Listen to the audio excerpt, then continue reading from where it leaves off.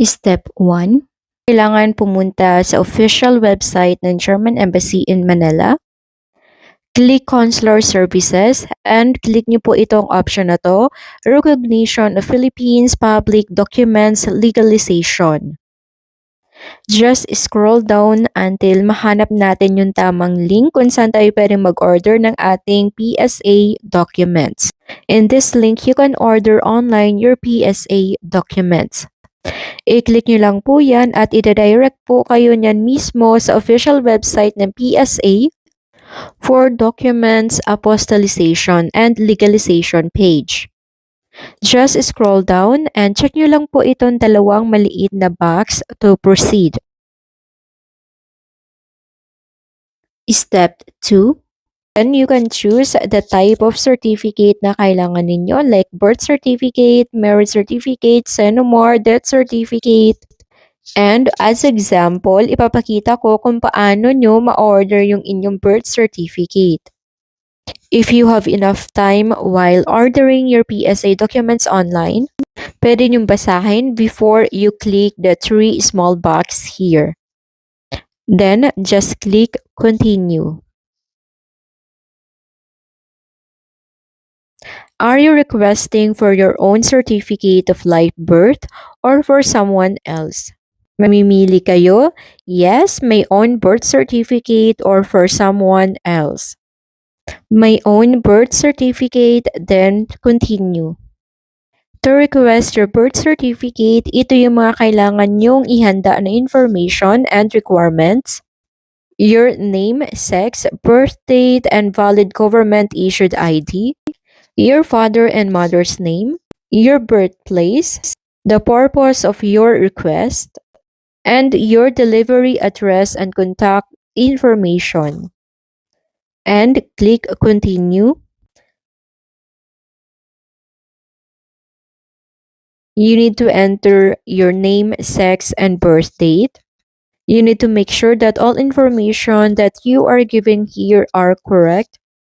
And to proceed, just click Continue. Your name as it appears on your birth certificate.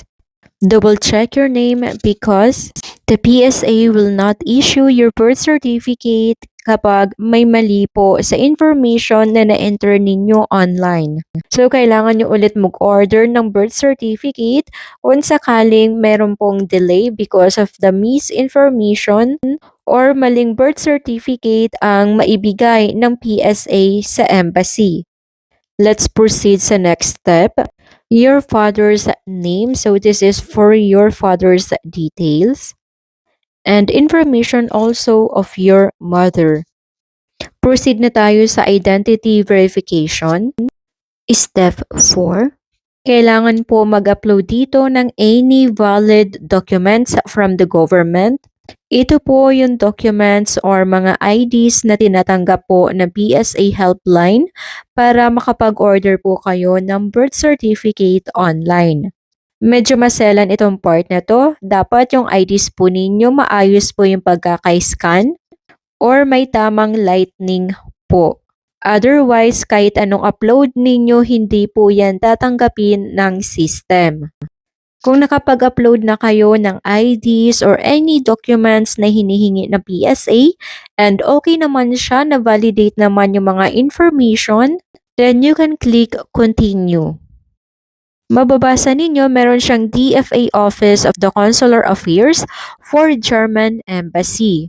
Dito nyo malalaman kung tama ba yung pagkaka-order ninyo ng PSA birth certificate or any PSA documents na gagamitin po ninyo for German visa application.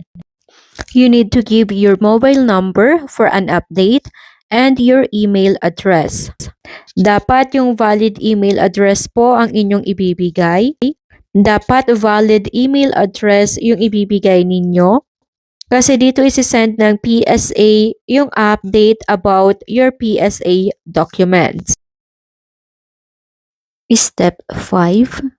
Before you pay, ito yung summarization ng information na binigay ninyo. So once again, kailangan pong i-double check yung lahat ng information, particularly the spelling of your names. Step 6. Proceed na tayo sa payment. So I need to pay 300 pesos per documents or for my birth certificate. Just click the small box and continue. Ito yung different types of payment method. I recommend either PayMaya or GCash kasi based on my experience, ang bilis ng transaction kapag GCash yung gamit. But GCash, they will charge you additional 20 pesos sa magiging 320 pesos yung babayaran po ninyo. Thank you for your payment. So, successful yung aking pagbayad gamit po ang aking GCash. After nyo po magbayad ng inyong birth certificate, so it's around 320 pesos per documents, may marireceive kayo sa email nyo na confirmation of order of your PSA documents and resibo na binayaran nyo po yung documents na yon. And after that, may marireceive kayo ulit na email at your PSA is already delivered to the DFA. Thank you for watching. So kung may tanong pa kayo, write down your comment below. Sasagutin ko po yan. And if you have any questions or inquiries or you are looking for a visa assistance, you can email me in this email address or follow my Facebook page. Guys, thank you so much and see you in my next vlog.